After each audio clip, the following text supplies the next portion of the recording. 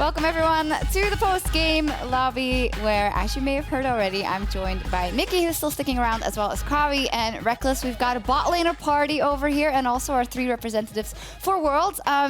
Cool, you were in a suit and Reckless came in and he's like, whoa, what's going on here? Any compliments for Mickey in the suit? Yeah, he's looking really handsome.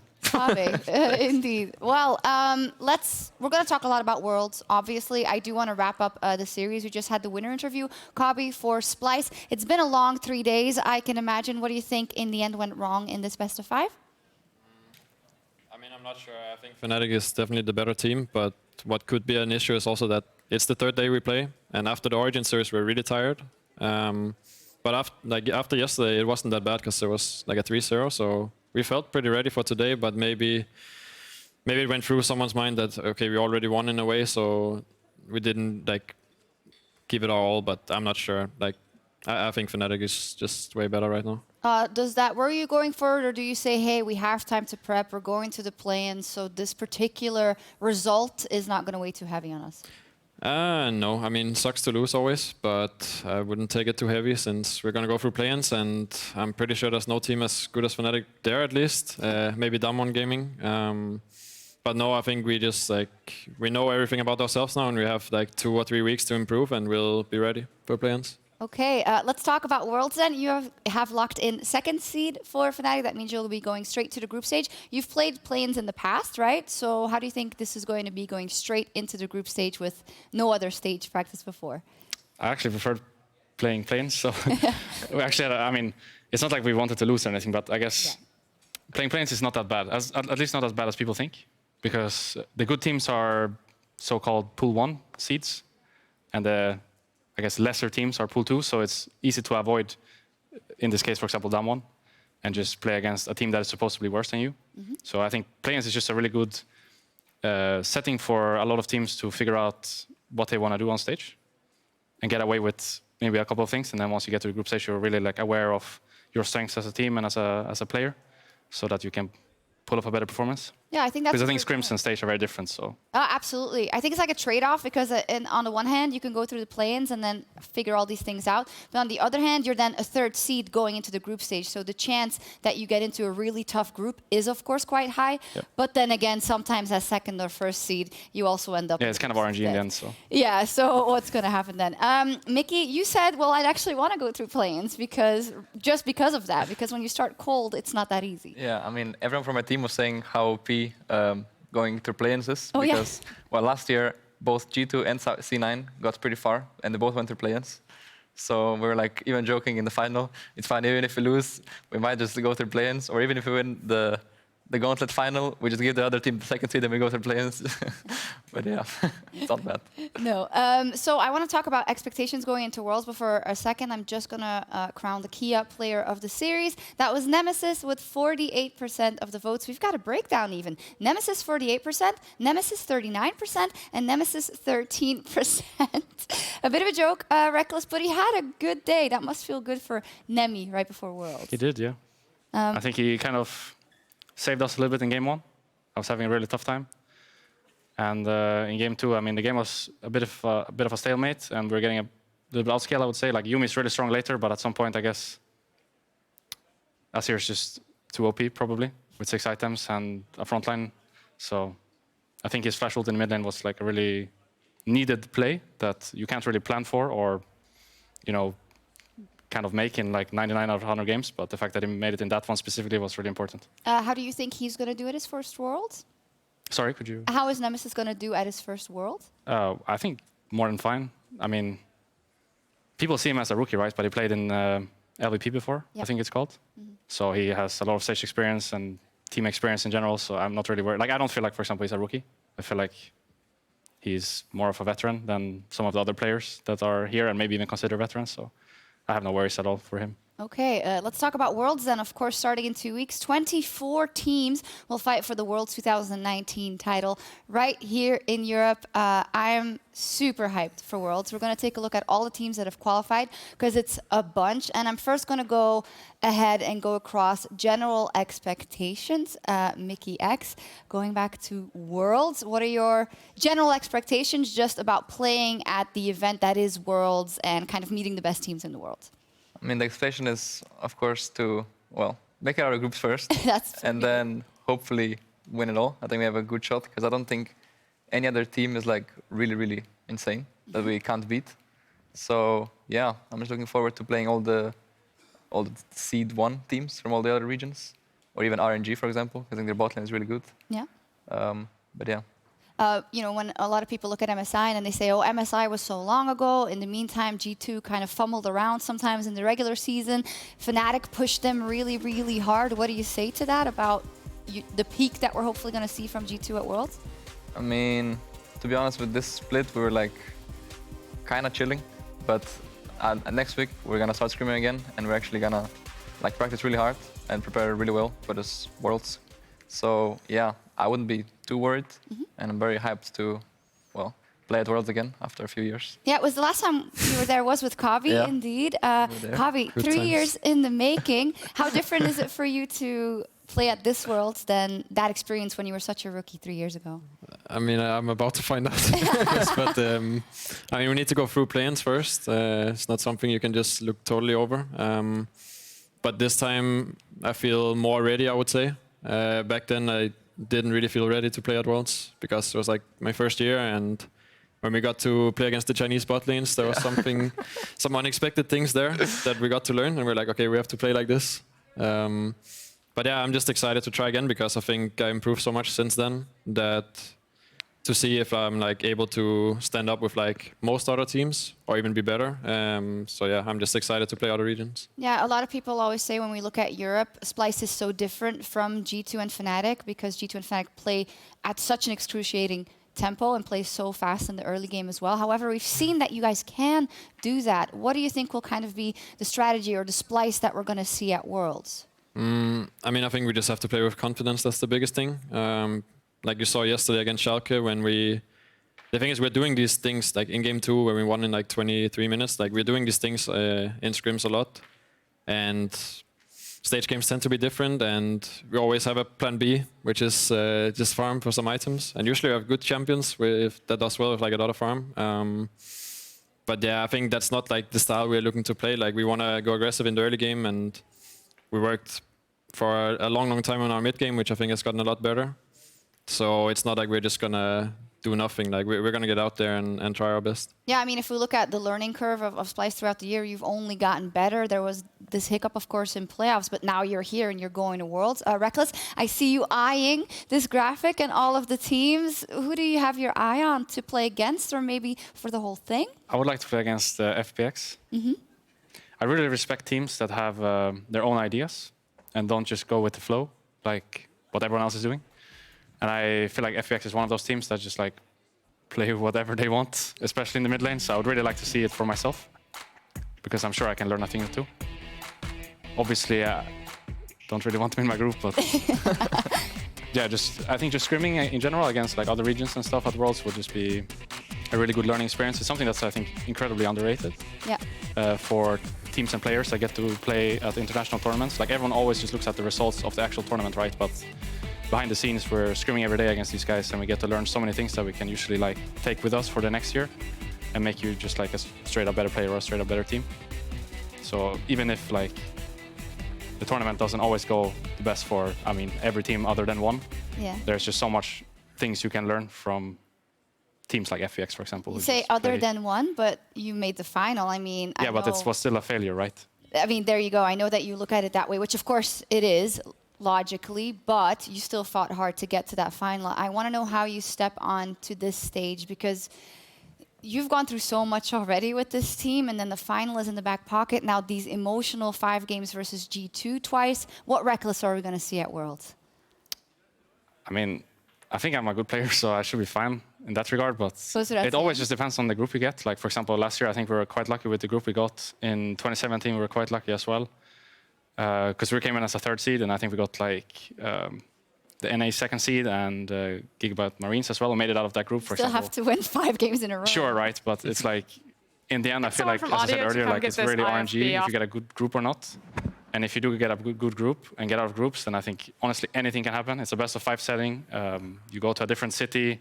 The pressure is on, you know, it's like really really a different kind of game that you have to play than the best of ones that we're going to have here in Berlin. So, In terms of form and like mentality? I mean, we're going in to win, of course. Same as every year that we play at Worlds, we go there to win. Sometimes maybe we say it a little bit too much, but I think it's a very needed confidence that all teams should honestly have. That go into a tournament like this, I feel like if you go there not to win, then you're kind of like not being fair to yourself, I would say. Yeah. Because we all work really hard to get where we are. And also, I think you don't represent your region well enough. Like, there's a lot of pride in every region, right? And you want to represent them as well as possible. So I think every team should just go in to win. And it shouldn't be like a question about being there to get second or third or fourth, whatever. Just go there to win. And if you don't, then it's a failure. I think you should see it that way. I also think with kind of how everything has happened in the last year and a half, with you guys getting to the final, IG winning, G2 winning MSI, LCK not doing too well, it feels like everything is very open, Kabi. Do you share that sentiment, or do you still think, no, for me, there's still 3-4 favorites and it's going to be really hard to beat them? I mean, I guess it's a bit more open. The difference is just that EU is actually a favorite. In that we have 2 extremely good teams and one with room to surprise, I would say. Yeah. I still think China looks extremely strong, like all of their teams basically, stronger than Korea. So yeah, I would say it's pretty open. I think both LPL and EU can win. I like that you didn't say LCK because, of course, SKT's back. Maybe SKT, that would be the only team. Is that the consensus? Because, of course, we're waiting for kind of that return to success for the LCK, and now they have Damwon and Griffin and also SKT with some rookies in it. What's the feeling of how they're going to perform as a region, Kabi? LCK? Yeah. I mean, I think they're not gonna... It's also meta-dependent because whenever I watch LCK, it looks more like Splyce games than it looks like G2 games, for example. And I think it's just gonna be hard for them to keep up with, like, if they go into one of the top Chinese teams, for example. Or since G2 and Fnatic are playing this kind of style as well. So I think it would be, I mean, except for SKT, I think the other 2 teams might fall short, but I mean, you never know. I don't know these teams well enough. I was going to say you never know. And Mickey, of course, you remember SKT from MSI, and we have seen there that the SKT that you see in LCK might not be the SKT you face. They are really good at changing their style as a tournament progresses and picking up the meta. So how strong do you think SKT is going to be, or could be, because it's hard to say, compared to what you saw at MSI? I mean, I think they're for sure going to be stronger at MSI. I think Khan is playing better, and I think their support effort is doing much better than Mata was doing. I think Mata was kind of underperforming at MSI. So I'm looking forward to potentially play them again and see how good they are now. And yeah, it would always feel good to beat them because they're like a pretty big team organization, I guess. Yeah, kind of. So, yeah. You know, a couple of world championships. Would be hype, yeah. It's all good. Reckless, what do you think about the region's strengths or anything about the roster? No, I guess just same sentiment here. Kind of scared of China. I mean, they play just really fast. So if you're not willing to fight, then it's going to be tough. But we've kind of been molded with that now since G2 has played us through that the entire year. So I think we should be more fine than maybe otherwise. LCK, I guess, plays a little bit of a slower game. They still have really good players, though, so it's not like you're going to get that many advantages, probably. So you still need to perform macro-wise. But yeah, mostly LPL is what scares me, because I feel like all 3 teams we have here in Europe are really good at understanding what needs to be done in the game. So if we don't fall behind, we can probably win. And against LPL, there's a chance of falling behind for sure.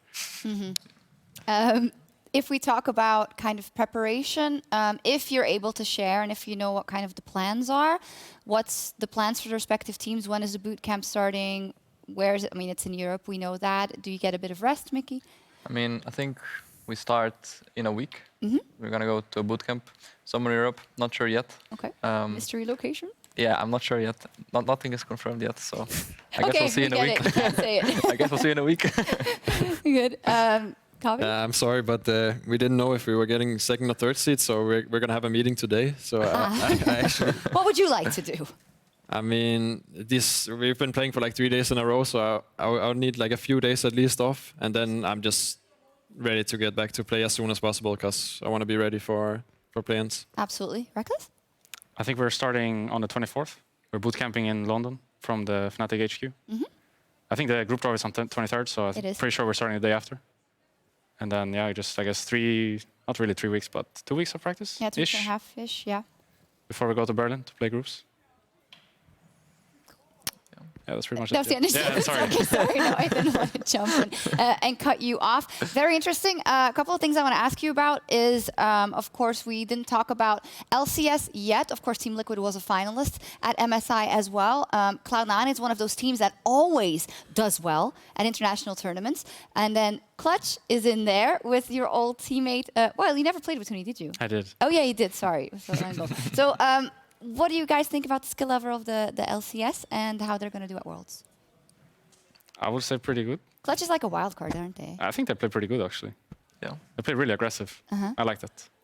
I'm not sure about Cloud9. They always went through play-ins, right? And as the third seed, so it's a bit of a new setting for them. Maybe the secret. Yeah, they need that practice. Secret for them was actually play-ins, and now they don't have it. I don't know, but honestly, I think all teams there are more than okay. Like, I know that people really want us to like trash talk them, and they want to trash talk us, but in the end, I think they're like really fine. I almost feel like there's more of a, now that kind of LCK has gone down a little bit and both NA and EU are doing well, it's kind of subsided a little bit. I'm not going to say on Reddit or whatever, but I mean, at least from expectation, just supportive of each other and hope for the best for the West, although it's still definitely EU and NA. There we go. Mickey, is there anything you want to say about G2 going into Worlds? You already said, well, hey, we're going for the win, but you know, there's Vietnamese teams that could get wins off you in the group stage and whatnot. I think group stage might be the toughest one because, in best of ones, anything could happen, and hopefully we don't get a Vietnamese team. They might be rough, and also Griffin in best of ones is pretty good compared to best of fives. So yeah, I think if you get a good group, we should be fine. It should be fine. Fantastic. A final question. In the past, you've always gone to boot camp in Korea. Vitality even went to China to boot camp. Now everyone's coming here. That means also the players will be playing EU solo queue as opposed to anything else. How will that change things, Reckless? I mean, if me and Mickey keep up the I heard you've been playing together. the bot lanes, then I don't think they stand a chance. Yeah, we'll tilt them when they come here. Yeah. What have you been playing in the bot lane together? Some Fiddle Nocturne. Played some Fiddle Nocturne, some Swain Pantheon, Shaco-Heimer. Warren Trundle. Shaco-Heimer. Shaco Heimerdinger. I was pretty good Heimerdinger. Heimer was pretty clean. Good stuff. It must be fun that you can stay in your own time zone, though, for a change. Yeah, I think, honestly, that's the biggest reason, for us at least. Just to, I mean, it's fine to travel. It's not the end of the world, but I just don't think there's enough time for it to be worth it, because you're probably going to spend like a week transitioning in the beginning and then a week transitioning back at the end. So that leaves you with what, maybe a week at best. And I just don't think it's worth it at that point. Yeah. So it's better to stay here, maximize, the efficiency of time we have, and then since some teams are coming over as well from NA, I guess. They're already here. I specifically, think some of them. I think it's just more than fine. Maybe it's like people said, there's going to be different metas at Worlds, with the East having one and the West having one, but I honestly don't think it's going to be that bad. I think it's just people are going to play the game they think is the right way. And maybe it's a little bit different, but I don't think it will be like we play a certain set of champions and they play another certain set. It's more like maybe we play more for, I mean, it's just whatever you find like most efficient in the game. Yeah. Mickey or Kabi, do you have an opinion on that, on the possibility of those two different metas? Not sure. I mean, I didn't play against other regions for a long time, so I'm not really sure what to expect. But yeah, again, I haven't really been following the past two patches since we've been stuck on this 9.16 patch for a long time. So I need to go home and make some work and figure out what we're gonna do. So I'm not too sure. Yeah, I mean, I think so. LCK has been playing a bit slower, like usually in their own region. But we saw at Rift Rivals when they were playing LPL, they were starting to play a bit differently. So they could just kind of start playing different as well at Worlds. But yeah, I guess we have to wait and see. Yeah, we'll have to wait and see. Well, thank you so much for joining me, especially Reckless and Kabe. I know it's been some long weeks. You guys, well, of course, you played the final as well in Athens. Thank you so much. The best of luck to Fnatic, to Splyce, and to G2 Esports at Worlds. Can't wait. Going to be super exciting. For us here, we'll soon be starting our rebroadcast of tonight's series. But first, you can join us for a look back on the first ever LEC season. For that, I'm going to leave my guests behind, so someone will take care of you, hopefully. And we're going to take you to a new location because, well, this has been a very, very important year for us at the LEC. Yes, they're still sitting because it was the first year of the LEC. After so many years of the EU LCS and the NA LCS, we now have that new brand, that new name, and everything that came with it. And let me tell you, we were quite nervous. We were actually very nervous for that to happen, because right now, for the first time, we had our own identity and we wanted to carve that out. And we had all these crazy ideas. And, you know, VODS came to us and said, I want to do Flexius, I want to do Shreddius, I want to do all of that. And we said, that's fine. Give it a try, because that is what the LEC was all about. And we're really happy that you have followed us for this entire year, and hopefully that you've enjoyed our content. So we didn't just want to say goodbye at the last day of the regional qualifier and just leave it at that. No. In fact, we wanted to look back at some of our favorite moments of the year so far, of the season, not only when it comes to content, but also when it comes to the teams and the players that have made our league so interesting this year. And for that, it's just not going to be me. I'm going to walk around, you know, the whole studio with the camera. Don't worry, I almost said enough. No, I'll be joined by some of my colleagues from this year, and very poetically, it is Trevor and I, who've been there from the start. You know us, we're the oldies, but also two members who have just joined the broadcast this year. I'm out of breath. Hello. Hey. Hi. Welcome So to then, our new setup here. This is awesome. I'm gonna break a little bit of the illusion. It was hilarious watching you walk in with 5 people shuffling in front of you. The light, the camera, the cord. The walk in those heels, Yeah. though. That was yes. Super impressive. So, to be clear, like, I was going to do the PGL with the Worlds representative, so I prepped for that, and then I forgot that I had this long walk, but I think it's fine. It was probably a bit too Nailed emo. it. It was all Nailed good, it. all good. Well, we're here to talk about everything this year, and I do want to start with plays and players in general, because we've had some new players, we've had some old players coming back, and overall a very interesting league. Ender, maybe you want to start with some of the plays or players that have impressed you this year. Yeah, I mean, I think the first one we all remember is that Vander Tarek ult. The I'm so good, right? It's like, It's also super cool when you think of the context that Vander came back into the LEC from the Ultraliga, you know, sort of like promoted into that spot. And Vander's a guy that I've actually been friends with for many, many years. I distinctly remember going to IEM Katowice with him and the old Rockat crew and whatnot. And it's just great to see some of the legacy names of EU coming back to the stage. It was great to see some legacy names like, you know, Gorilla and Soaz and Febevin. why you gotta do him like Why that, do you gotta man? do him like that? Didn't last, but it's one of the things is like when you think back, right? It's been a crazy, crazy year for rosters, for players, for teams. I think it's just kind of like a perfect microcosm of Europe in general. And I think kind of like the next chapter of League in general, that you're seeing it all over the world, the fact that LCK is bringing SKT and then 2 like brand new teams. Same thing can be said for Europe. It's combining the legendary with the next generation. And I know it sounds super corny, but that's kind of like what we've all been working for and the whole point of it, which is to be a generational sport. And it feels like we're finally seeing kind of the next turning of that page into the next generation. Yeah, and now with long-term partnership and that sort of stuff, it's like those new teams are just going to become the old teams. They're going to become like the teams that everyone knows and loves, like with Rogue and Excel coming in this year. Like those teams jumped out, you know, they had a rough start, but now they really stepped up in summer, and we're going to be with them for a long time. I was going to bring that up as well, the fact that we always talk about G2 and Fnatic and now Splyce because they're going to Worlds, but that academy system and the ERL leagues have really given us, again, so many rogue rookies to look out for. And even if some of them had a slow start, you know, it's been good to see. Rogue made playoffs. Excel has started making a name for himself as the well. Misfits Premier Squad played in its entirety on the stage because the golden oldies couldn't keep up with the new kids, right? Like, it's insane. I was also really stoked to see SK Gaming back, and especially because they were competitive in the beginning of the spring split. Everyone may remember the 2-0 against Fnatic in the debut game. You mean the like 3-0, right? It feels like such a long time ago. Oh, you missed the joke, Ender. He said 2-0 in the same game. I know. I think you see new kids. They can't see Costa kids can't keep up with the golden oldies as far as Costa's are concerned. Do not put me in this.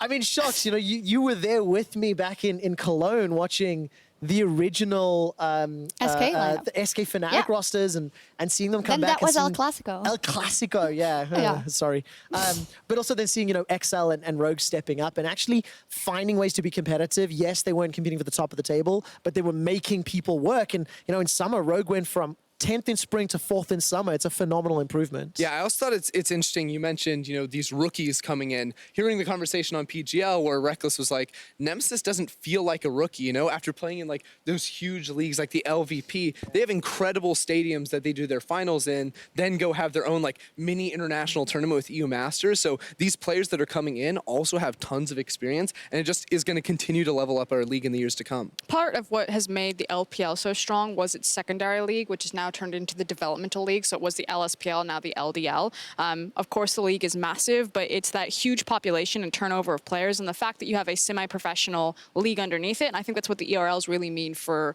Europe. It's your secondary professional league that allows you to develop talent, and that's partly why we'll continue to see China and Europe rise to the top, because you are constantly bringing in new talent and constantly not only making sure that talent is ready, but it's like hyper ready. Like they've been on those massive stage, they've seen that type of competition, and they are unlike any other rookie that you saw coming. Yeah, absolutely. When we talk about all the positive, there's also, the other side of that. Some disappointments, I think. We've talked about Misfits already, but all in all, I think they made a great move with them putting in that ERL team, and we're looking forward to the moves they're going to make. Rogue, that then narrowly falls out of the gauntlet and can't make it to Worlds, even though Finn had some incredible plays to try and keep him in there.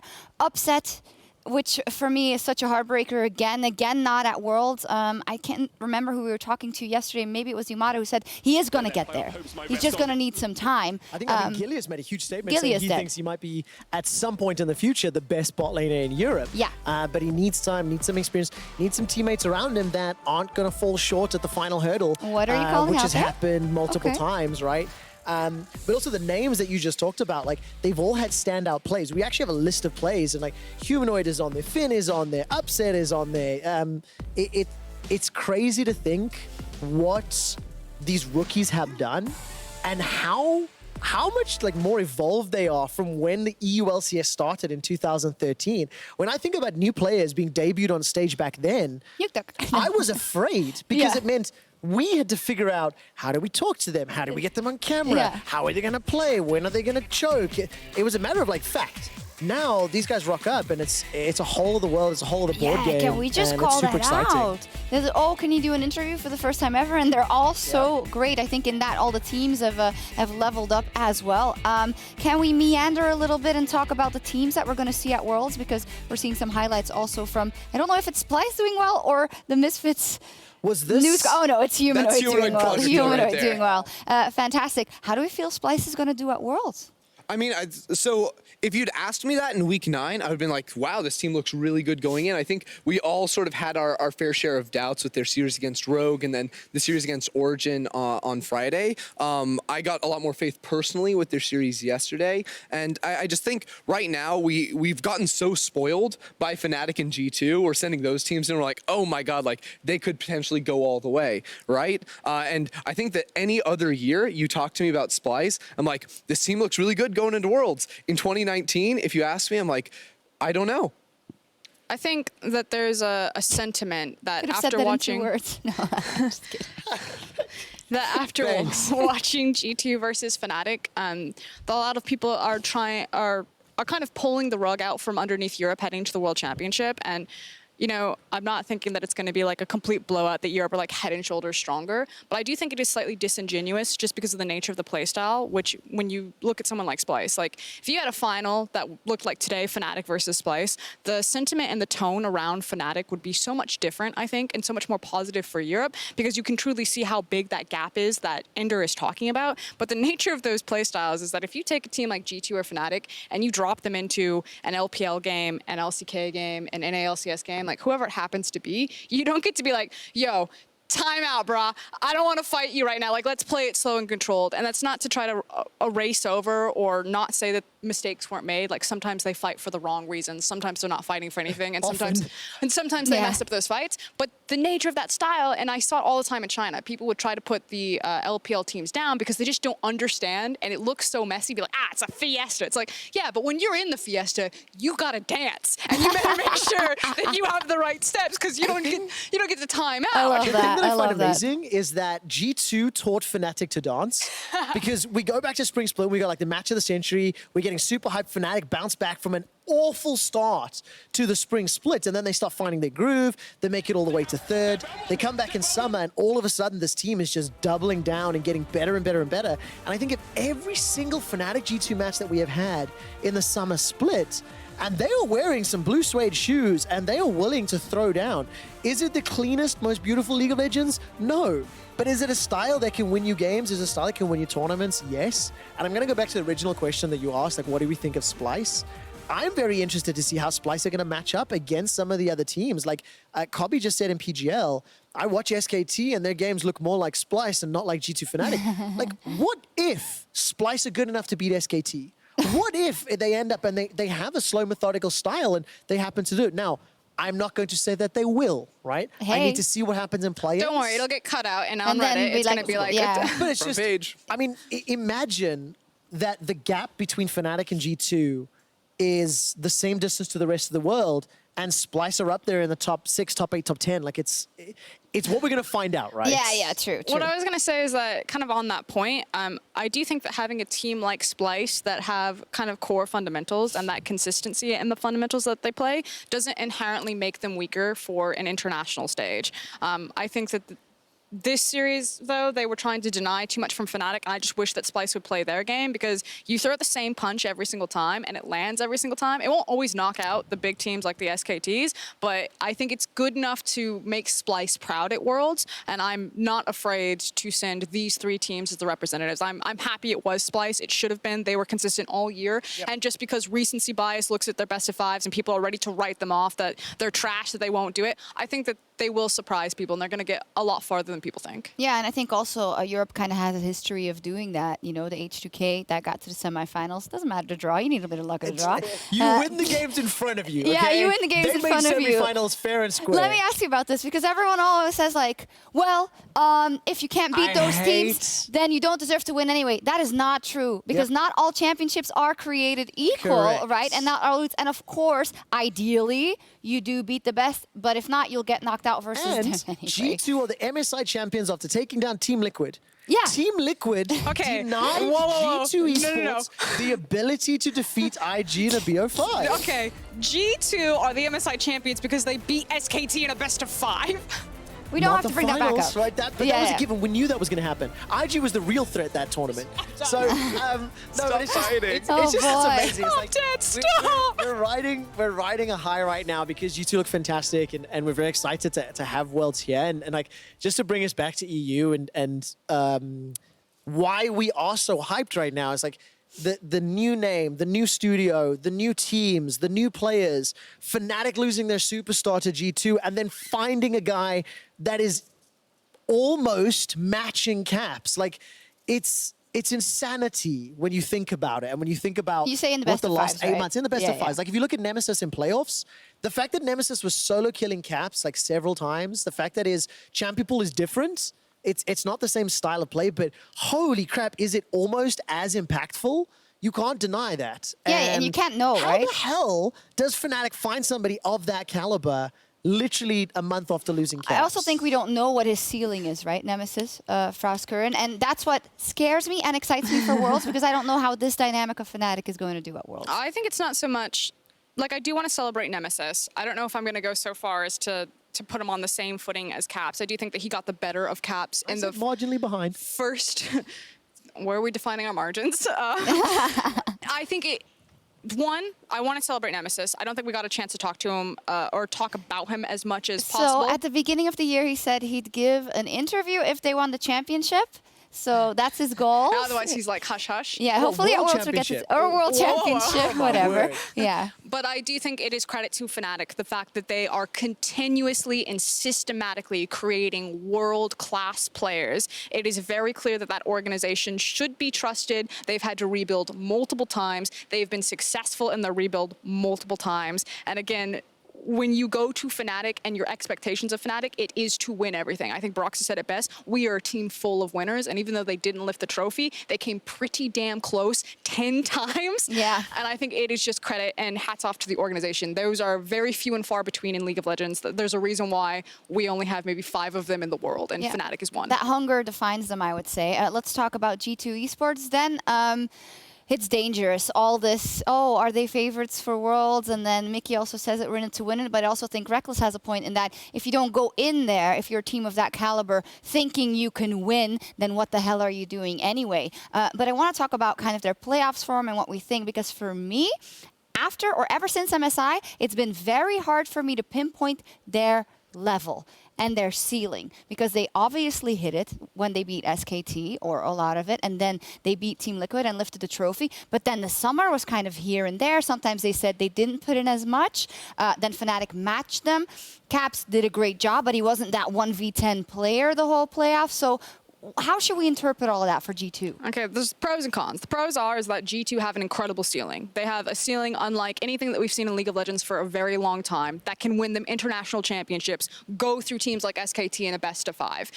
That said, there's variance. The cons. Sometimes when they roll the dice, the nature of their playstyle demands mechanical excellence. And if you are not excellent on that day, as Mickey struggled in that best of 5, as Caps struggled in the first part, then you look like a fool. But the thing is we have world champions who played exactly like that. Invictus Gaming, if you go back and look at those games in the group stages, everyone wants to rewrite history and just look at that best of 5 against KT Rolster, just look at that final. Look at those group stage games. Ning runs it down several times. Like, there is a huge level of variance, and it's now the perfect storm. Does the meta come together? Do you have the players popping off? Do they have the confidence? So can G2 win it? It is not an outrageous statement to say that, yes, G2 can win Worlds, but it needs to come with the temper of their playstyle demands that they're perfect on the tournament. All the time, I guess is essential. I think it's interesting too, because I feel like with a team like G2, we don't actually see the real G2 every weekend. Because I don't think that they actually, like, they don't go into a regular weekend of LEC with the same level of intensity that they did against Fnatic, let's say, in the finals like that. So when you say, you know, they had a lot of variance during the regular season, or we didn't really know, like, fully what to expect of them going internationally, I think a lot of that is we just didn't know what the real G2 was. And I think you wait till moments where you're down 0-2 against Fnatic in a best of 5, and that's where real G2 comes back. And all of a sudden they turn it around, they slam them in 3 quick 20-minute games, or 2 rather after the game 3. And then that best of 5, yes, there were still individual mistakes that I think they do need to clean up before they do go to Worlds, but it is in these series where we see the full potential of G2. It's when the backs are against the wall and the stakes are the absolute highest, this team doesn't crumble. No. That's the thing. Mickey played awful for the first 2 games against Fnatic in round 2. And many of the G2 members did, to be fair. But they go down 2,500 gold at 15 minutes. They've never won when they're 0-2 down. Fnatic have never lost when they're 2-0 up.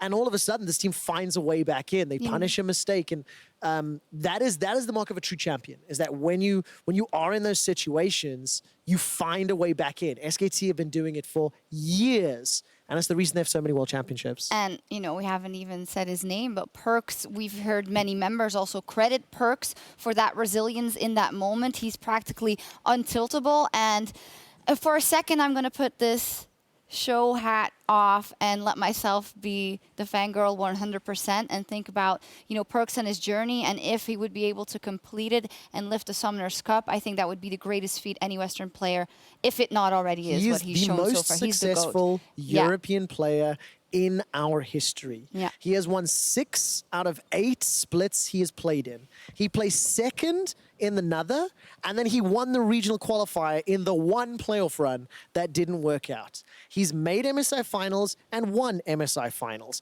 He beat RNG with Hjarnan and Wadid to make world semifinals. He won V10 actually. I'm not being funny, but there is simply no player in our region that is more successful than him. Go look at his win percentages. Go look at the fact he's done it in 2 different roles. He has accomplished more in this 1 year as a bot laner than Reckless has in his entire career. I mean, it's you know, it's difficult to to comprehend because he's still freaking playing. Yeah, I You think know? this contentious because obviously you don't want to disregard all the titles Reckless has in But Europe as well. He's but more it's winning impressive. than him, is what I'm trying It's to impressive. say. You know? Yeah. Yeah, I mean, we saw the start of it, right? Last year, the music video Rise, he was playing Yasuo. He got cut down. This year, he's going to be the one hosting the trophy. Okay, well, we'll see. I'm going to cut the Worlds discussion short here unless anyone else wants to add something. The only thing Ross? that I want to add is I know that sometimes players get a bit scared to really show their personality just because the closeness to the community and the immediate response that you can get from it. I absolutely love that Perks talk shit. I love a trash talker. I love a player that's confident enough to tell you that he's going to beat you and then slam you doing it. And like we can say, go on for days about how talented he is as a player, his trophy case behind him. But the things that I truly love about G2 and Perks is that they'll let you know that they're going to absolutely dumpster you before they do it. And that's something that sports needs. And that's something that should be celebrated and not shut down. So Perks, keep talking shit. Yeah, definitely. I mean, I love it. And, when they don't win, they just take it. They make more memes. It doesn't matter. So I love it. Good job there on G2. And actually, good job on all 3 teams going to Worlds and all teams in our LEC this year. I do want to move on in just a little bit and talk about the broadcast. I was saying it in my strut over to the couch, but things have changed, Trevor. After so many years of the same, it was different. It was, and for any of our longtime viewers, please go back and watch the very last PGL of 2018 EULCS. You and I knew that the name would be changing. We sat on the stage in the director's chairs. We invited all the fans up, and we were very careful with our language. For the last time, the EULCS. People were like, where are they going? As a goodbye to EU, and Yeah. it wasn't picked up by too many people, but it was a good way They to thought say you were goodbye. quitting or something. That's what they thought we both were, actually. Yeah. But then you look forward to this year, and we've got a rebrand. We've got brand new faces in a permanent capacity. Of course, Ender was with us in summer last year, and Frost joined this year. We've got new teams. We have new content ideas. ReadyCheck and PGL become their own things. We have the craziest caster ads. We invent a freaking VODS expanded cinematic universe, which the amazing thing about that is VODS came up with 1 or 2 ideas initially, and they were so successful and we laughed so much that the rest of the broadcast team were coming in on a nearly weekly basis going, I've got another cousin to pitch. I've got another idea. It got to the point that we actually had to have a sit down and be like, can we stop with the VODS characters? Yeah, like, stop. we love it, it's fun, but seriously, we're hitting maximum VODosity. VODosity. But it's really cool, and it feels really, really great that the team has had so much faith and trust, and the fans at home are supporting us with their views and their likes, and we get to do it more. Yeah, I agree. I think the kind of slogan is every idea has merit. We'll try it. And for you at home, I know you're saying, I really hated this or this or this or this. We know sometimes we go overboard, but you got to do that to find the gems. So I'm going to ask you what your favorite broadcast moments were from this year. Ender. I mean, actually, you can go, but I think that all the stuff you pulled was absolutely hilarious. You bring like a sort of humor that might be like foreign to a lot of people that are watching and kind of new, but it's the best way to so describe good. it is probably just weird champ. Hold on. I am gonna let you finish in a moment, but we actually need to give a lot of praise because Ender's one of our like mainstream comedic writers. Yeah. A lot of the funny segments and a lot of the jokes like come from you and from your brain, and you've got such a wit with it, which is why I think like things like LEC update and Between Two Ivans are so successful. So The thing is, Ender is actually like the personification of Twitch chat. He's like that core so demographic. true. It is so absolutely true. So if Ender ever comes down, like he's always a soundboard, we'll turn and be like, Ender, what do you think of this idea? And he'll like, we know if Twitch chat will like it depending on Ender's reaction to Yeah. it. now you're allowed to We're answer not the giving you question. too much power, chat. Erase that. I do speak in like poggers and PogChamp. He so does. It's feels really bad, man, it's all really that stuff. embarrassing. He's like exactly like that in real life. But what's your favorite moment? My Eddie? favorite Andy. moment. Andy. Okay, my favorite moment. Honestly, I love doing LEC update. Me too. I'm so that was, glad like, you straight up said like, Good job. Good job. We're the best. It's so much fun. Yeah. From like writing those segments and like the first time we did it, it was just It was so different. Everyone was like, what? Yeah. And I still remember we were panicking because the cameras were like just barely off before that first run.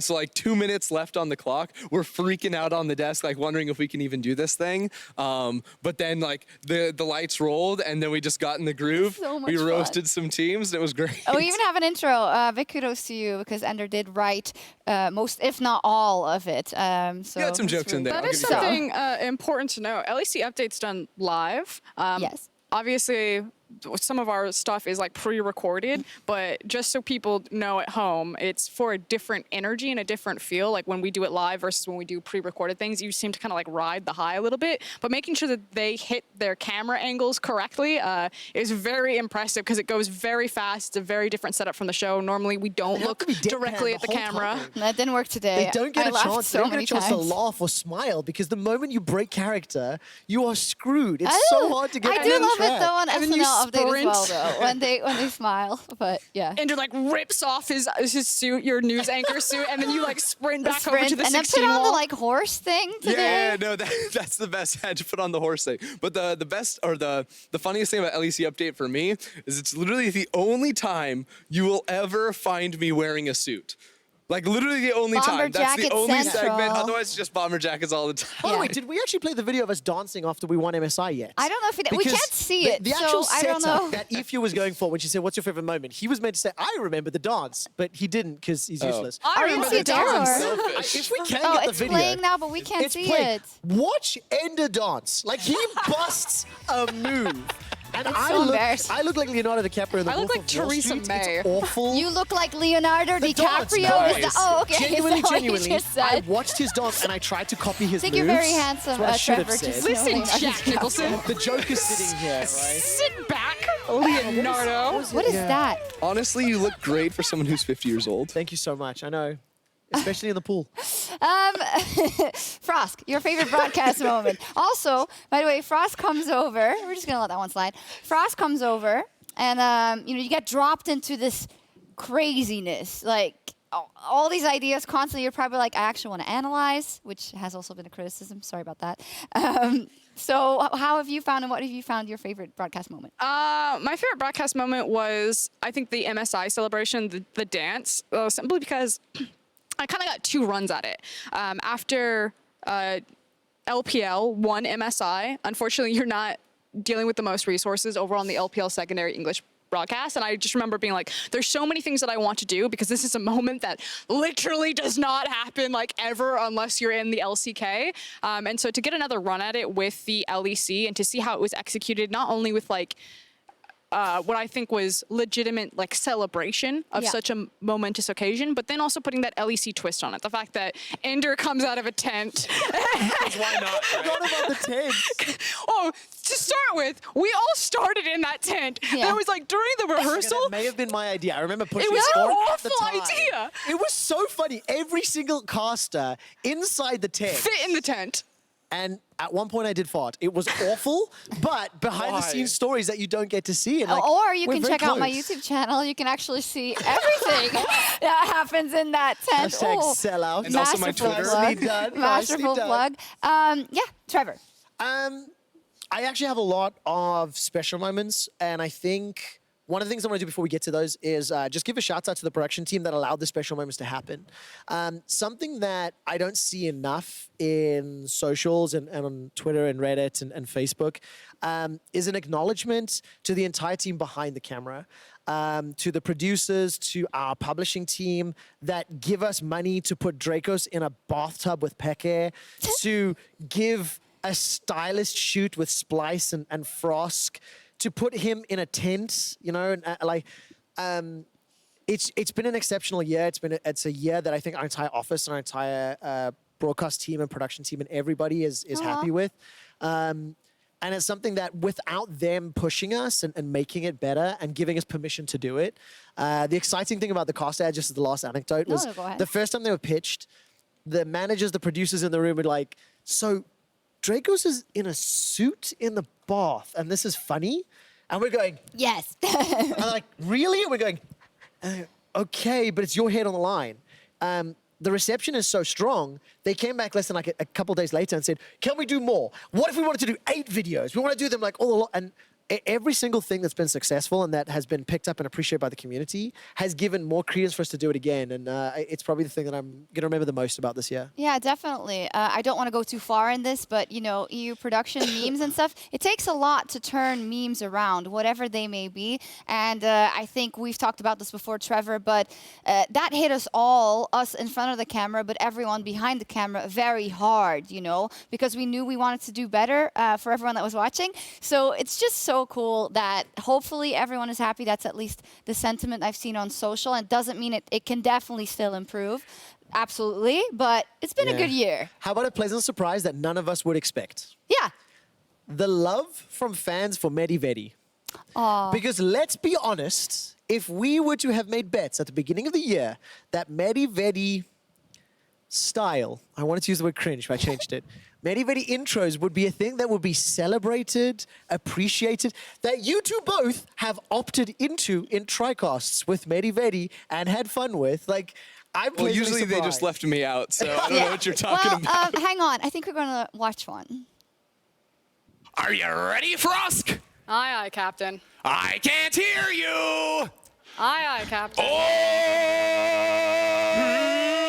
Who's your favorite casters in the LEC? Mary, very. They're dashing, they're funny, they're singing for free. Mary, very. If this euphoria isn't your dream, Mary, very. We need your affection, so don't mute the stream. Mary, very. It's Mary, very time. Let's go. I absolutely love it. Like, I absolutely love it. I die inside every time I watch it, but I still love it.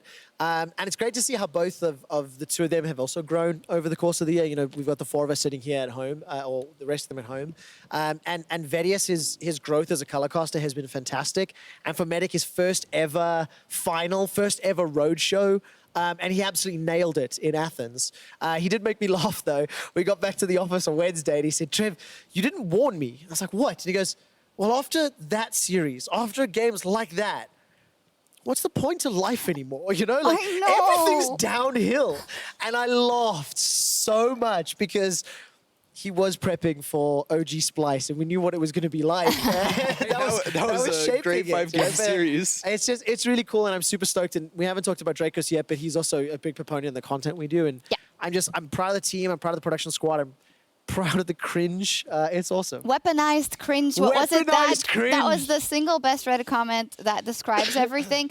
And I think, I don't know, it's cool that we know that we're trying to do our best. It's not particularly not everything is for everyone. Yes, exactly. And that's fine. I'm remembering a Reddit comment that called Vedius a shit goblin. A what? A what? Oh, Frosco. Can you say that You again? were really dragging that. Are you allowed to say that? Vedius and I laughed about it for at least 45 minutes. Whoever made that comment, thank you so much. It brings joy to my life. Expletive golem. Oh, I Yes. see. Yes. Well, he does laugh at it. You see? There we go. Now But we've we got never read Reddit, guys. Just kidding. Yeah, I think we're gonna close it off then for now, unless anyone else That's the wants to hype. drop another F-bomb or an S-bomb. I have one last thing. I Yeah. know I have been a little bit like bigger picture and grandiose, but just a shout out to everybody at home that actually tuned in, that watched, that you know, gave us thoughts and feedback, everywhere, that reacted to the crazy things that we did, that appreciated the serious things that we did. We took a lot of bold calls and brave choices this year, and it's resonated. And you know, without everybody watching at home, wouldn't be able to do it. That's true. I promise not to get emotional, but this has been our last LEC show of the year of 2019. Of course, Worlds is on the horizon, and it is in Europe, so you're going to be seeing a lot of us.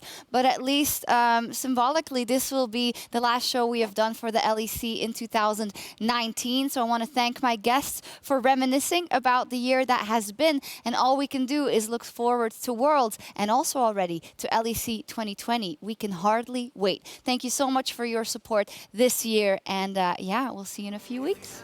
Ready, ready, ready, ready.